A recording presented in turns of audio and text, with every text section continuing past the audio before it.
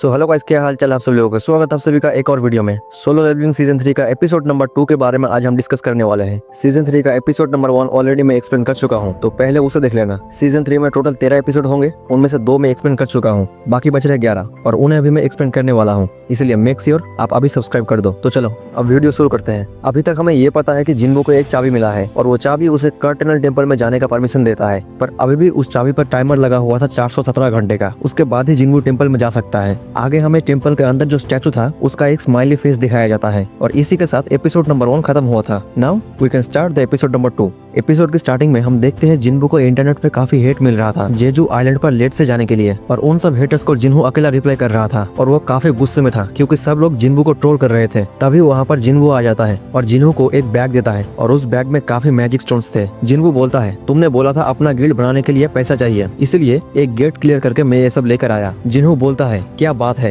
इतने सारे स्टोन से हमें एम्प्लॉयज को पैसा देने में कोई दिक्कत नहीं होगी। जिन्हो को तभी याद आता है एक नया गिल्ड बनाने के लिए 3 लोगों का होना कंपलसरी है, guild master, vice guild master और एक एक्स्ट्रा मेंबर। जिन्हो बोलता है बस यही नहीं, गिल्ड का एक अच्छा सा नाम भी देना पड़ेगा। जिन्हो ने पहले से कुछ नाम सोच कर रखा था जो कि जिन्बो और जिन्हो का नाम मिलाकर बनता है, जैसे कि संग यो, यो संग या फिर जिन जिन। तभी जिन्हो बोलता है सोलो प्ले गिल्ड नाम कैसा रहेगा, और ये सुनकर जिन्हो कम्प्लीटली शॉक हो चुका था। जिन्हो भी लाइक ऐसा वाहियात नाम कौन रखता है। जिन्हो बोलता है सारे काम तो मैं अकेला ही करता हूँ, तो उस हिसाब से यह नाम बढ़िया है। सडनली वहाँ पर दरवाजे पे कोई नॉक करता है और वहाँ पर चाहन खड़ी थी। उसे देखकर जिन्बो और जिन्हो दोनों ही काफी शॉक हो गए थे। जिन्बो उसे पूछता है हंटर चा आप यहाँ। चाहन बोलती है मैं तुम्हारा गिल्ड ज्वाइन करना चाहती हूँ। जिन्बो को कुछ समझ में नहीं आ रहा था, चाहन जैसा हंटर मेरे गिल्ड को क्यों ज्वाइन करना चाहती है। जिन्बो बोलता है मैं दोबारा पूछ रहा हूँ तुम यहाँ पर क्यों आई, पर चाहन इस बार भी सेम ही जवाब देती है कि मैं तुम्हारा गिल्ड ज्वाइन करना चाहती हूँ। जिन्बो पूछता है क्या तुम्हें चॉयजोंग ने हंटर गिल्ड से निकाल दिया। चाहन बोलती है ऐसा कुछ भी नहीं है, मैं ये सब अपनी मर्जी से कर रही हूँ। जिन्बो पूछता है तो फिर रीजन क्या है हमारे सोलो प्ले गिल्ड को ज्वाइन करने के पीछे, और गिल्ड का नाम सुनते ही चाहन पूरा शॉक हो जाती है और बोलती है ये कैसा नाम है। आगे जिन्बो बोलता है ये नाम मैं और मेरे वाइस गिल्ड मास्टर ने मिलकर रखा हूँ, पर पीछे से जिन्हो बोलता है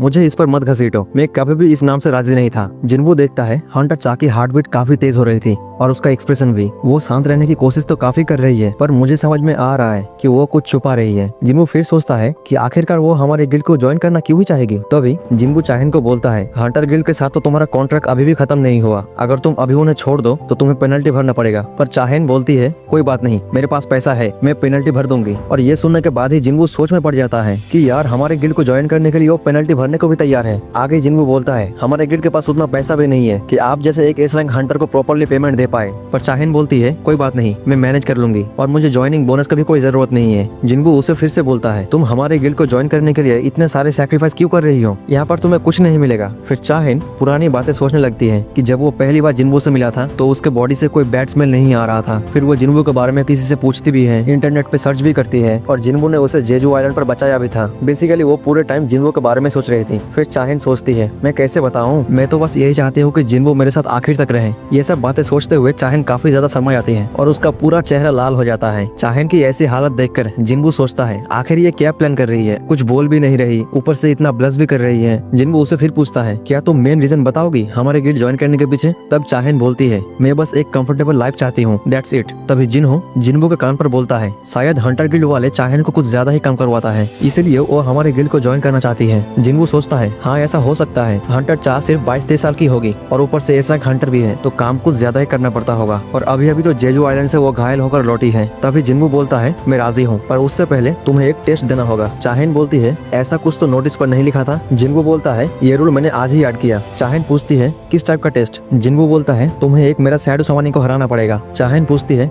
किस तरह की समनिंग। जवाब में जिन्बो बोलता है तुम्हारे लिए मैं अपना बेस्ट शैडो को चूज करूंगा। जिन्बो बोलता है कैसा होगा अगर हम ये टेस्ट अभी एसोसिएशन के प्रैक्टिस सेंटर पर कर ले। जिन्बो सोचता है इसी बहाने मैं देख लूंगा मेरा शैडो एक्सचेंज सिर्फ मुझे टेलीपोर्ट कर सकता है या फिर मेरे साथ किसी और को भी। तभी जिन्बो चाहन को बोलता है बाहर जाने की कोई जरूरत नहीं है, मेरे पास एक इजी रास्ता है। तभी जिन्बो चाहन को पकड़ लेता है और बोलता है शैडो एक्सचेंज, और हम देखते हैं जिन्बो का शैडो एक्सचेंज की मदद से जिन्बो और चाहन दोनों टेलीपोर्ट हो जाते हैं। और ये देखकर चाहन कम्प्लीटली शॉक हो चुकी थी। जिन्बो बोलता है चलो अभी मैच शुरू करते हैं, पर चाहन बोलती है मैं तो अपना वेपन छोड़कर ही आ गई। जवाब में जिन्बो बोलता है कौन सा, वो जमीन खोदने वाला। और ये सुनते ही चाहन काफी एम्बैरेस हो जाती है, पर जिन्बो बोलता है मैं तो मजाक कर रहा था। पर चाहन बोलती है कोई बात नहीं, यहाँ पर कोई डिसेंट सा वेपन मिल जाएगा। जाएगा। तभी चाहेन वहाँ से एक शॉट निकालती है। आगे जिन्बू बोलता है, क्या तुम इस नॉर्मल शॉट से लड़ पाओगी? जवाब में चाहेन बोलती है, उससे कोई फर्क नहीं पड़ता। जिन्बू सोचता है अगर मैं कोई नॉर्मल शैडो को समन करूंगा तो चाहेन इजीली जीत जाएगी। तभी जिन्बू इग्रिस को समन करता है और बोलता है, मेरे सोल्जर्स में से सबसे अच्छा शॉट्समैन यही है। आगे चाहेन पूछती है, मैच का रिजल्ट कैसे डिसाइड होगा? जवाब में जिन्बू बोलता है, जब तक तुम मेरे शैडो आर्मी को मार ना दो या फिर तुम खुद सरेंडर ना कर दो तब तक फाइट होता रहेगा। जिन्बू सोचता है, मैंने चाहेन को बोल तो दिया कि इग्रिस मेरा सबसे स्ट्रॉन्ग सोल्जर है, पर सच तो ये है मैं बेरू को हंटर चा के सामने लाना नहीं चाहता। जिन्बू चाहेन को बोलता है, क्या तुम एक सेकंड के लिए पीछे मुड़ सकती हो? तभी जिन्बू अपनी इन्वेंटरी से इग्रिस को एक शॉट निकाल के देता है। फाइनली उन दोनों के बीच फाइट शुरू होता है। इग्रिस चाहेन के ऊपर अटैक करने जाता है, पर चाहेन का रिफ्लेक्स काफी फास्ट था और उसकी स्पीड देखकर जिन्बू भी सोच में पड़ जाता है। फिर चाहेन काउंटर अटैक करने जाती है, पर इग्रिस भी कोई आम शैडो आर्मी नहीं है, वह उस अटैक को अपने स्वॉर्ड से रोक लेता है। आगे हमें चेयरमैन को दिखाया जाता है। चेयरमैन सोचता है, आज तो किसी ने जिम बुक नहीं किया था, तो फिर ये आवाज कैसी? तभी चेयरमैन सीसीटीवी कैमरा ऑन करता है और उन्हें जिन्बू और चाहेन दिखता है। और यहाँ पर चेयरमैन कुछ गलत ही सोच रहा था उन दोनों के बारे में, इसलिए वो जिम का सारे कैमरास बंद करने का ऑर्डर देते हैं। अगेन हम लोगों को जिम का सीन दिखाया जाता है। एंड गेस व्हाट, उस समय इग्रिस दीवार पे पड़ा हुआ था। आगे चाहेन जिन्बू को बोलती है, तुमने बोला था तुम अपने सबसे स्ट्रॉन्ग शैडो को समन करोगे, पर मुझे पता है ये वो नहीं है, इसीलिए सबसे स्ट्रॉन्ग वाले को बुलाओ। पर जिन्बू बोलता है, तुम हर्ट हो सकती हो, पर चाहेन बोलती है, कोई बात नहीं, मुझे उससे फिर फाइट करनी है। बेसिकली यहाँ पर हंटर चा बेरू की बात कर रही थी। तभी जिन्बू बेरू को समन करता है। जिन्बू सोचता है, नॉर्मली अगर मैं किसी को शैडो सोल्जर बनाऊं तो वो अपना रियल लाइफ से थोड़ा वीक होता है, पर बेरू का केस थोड़ा अलग है। उसे बनाया ही गया था हंटर्स को मारने के लिए। बेरू समन होने के बाद बोलता है, माय किंग, मुझे उस लड़की के साथ क्या करना होगा? रिप्लाई में जिन्बू बोलता है, तुम्हें उस लड़की को हराना होगा, पर बिना हर्ट किए। वहाँ पर बेरू बोलता है, ठीक है, कोई बात नहीं, और जोर से रोर करता है। और उस आवाज का पावर इतना था कि आसपास की जमीन हिलने लग गई थी। और ये देखकर चाहेन को बिलीव नहीं हो रहा था कि जिन्बू इस जैसे मॉन्स्टर को हरा रखा है। जिन्बू बेरू को बोलता है, तुम अपना नाखून अंदर कर लो, वरना अगर वो हर्ट हुई तो मैं तुम्हें नहीं छोड़ूंगा।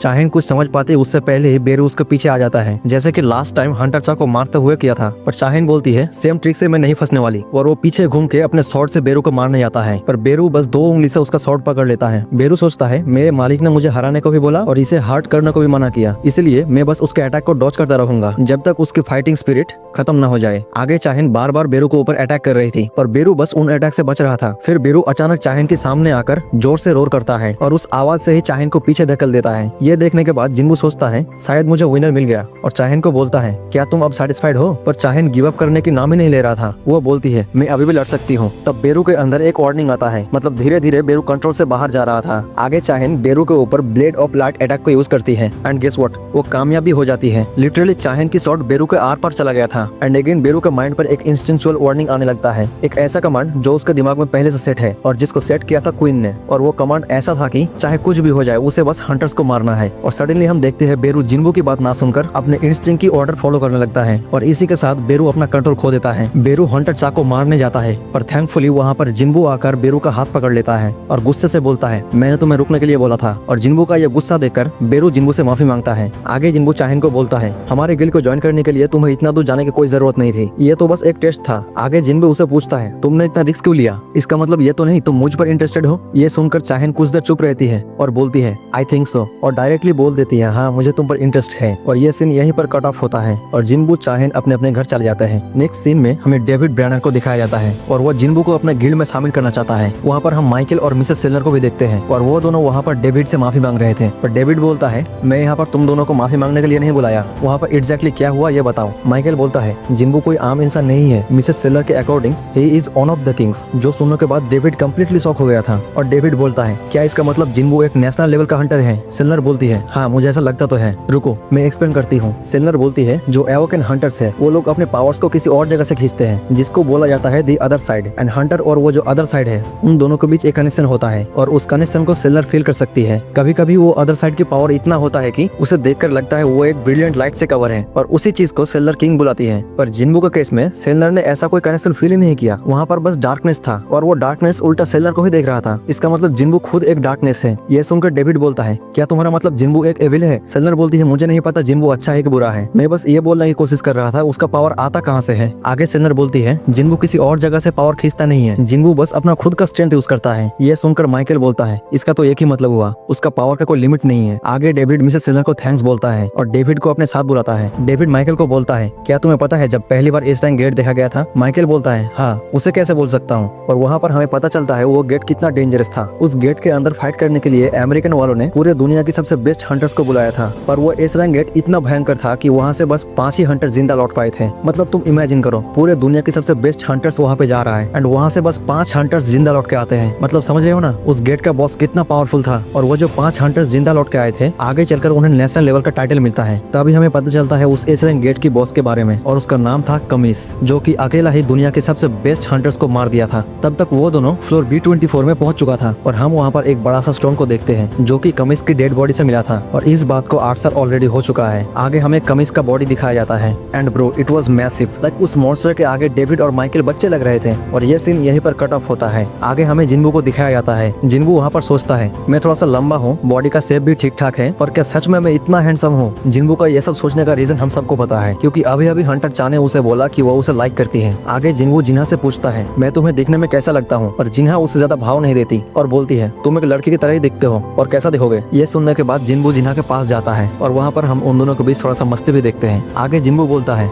मैं अपना एक खुद का गिल्ड बनाने का सोच रहा हूँ और मैंने उसका नाम सोलो प्ले गिल्ड सोचा हूँ। ये सुनते ही जिन्हा बोलती है, तुम्हें और कोई नाम नहीं मिला? जिन्बू बोलता है, इसमें बुराई क्या है? पर जिन्हा बोलती है, तुम फाइट के टाइम अपने शैडो आर्मी को बुलाते हो, इसलिए तुम अल्टीमेटली अकेला फाइट नहीं करते, इसलिए इस नाम का कोई सेंस नहीं बनता। जिन्बू बोलता है, तुम्हारी बात में पॉइंट तो है, तो फिर क्या रखा जाए गिल्ड का नाम? फिर जिन्हा उसे बोलती है, आजिन गिल्ड नाम कैसा रहेगा? क्योंकि मेरे नाम को अगर उल्टा कर दो तो आजिन नाम बनता है। ये सुनकर जिन्बू बोलता है, हाँ ये नाम अच्छा तो है। अगले सीन में हमें चाहिन को दिखाया जाता है, जो कि वहाँ पर शर्म के मारे चिल्ला रही थी और बार बार एक ही बात बोल रहे थे कि मैंने आखिर वहाँ पर बोला क्यों कि मुझे जिन्बू पर इंटरेस्ट है। ये सब बातें सोचते हुए वो काफी ब्लश कर रही थी। चाहिन बोलती है, शायद अभी मुझे जिन्बू पागल सोच रहा होगा। आगे वो खुद की तसल्ली के लिए बोलती है, उसने मेरी जान बचाया है तो मैं उस पर इंटरेस्टेड रहूंगी ना, इसमें बुराई क्या है? एंड अगेन वो फिर से कंफ्यूज हो जाती है। आगे चाहिन सोचती है, टेक्निकली मेरी जान बियोंग ने अपने हीलिंग की मदद से बचाया है। तभी उसे याद आता है, हीलिंग के टाइम बियोंग ने उसे कुछ बोला था जिन्बू के बारे में। बियोंग ने बोला था हंटर संग को अपने खुद की पावर से केयरफुल रहने को बोलना, पर हंटर चा ने ये बात अभी तक जिन्बू को नहीं बताया। और इसी के साथ साथ सोलो लेवलिंग सीजन 3 का एपिसोड नंबर 2 यहीं पर खत्म होता है। जैसे कि मैंने पहले ही बोला, मैं सोलो लेवलिंग का बाकी एपिसोड भी कवर करने वाला हूँ, इसलिए मेक श्योर आप अभी सब्सक्राइब कर लो। होप सो आप सभी को आज की ये वाली वीडियो पसंद आया होगा, और पसंद आया है तो एक लाइक कर दो। मैं आप लोगों से मिलूंगा नेक्स्ट वीडियो में, तब तक के लिए बाय, टेक केयर।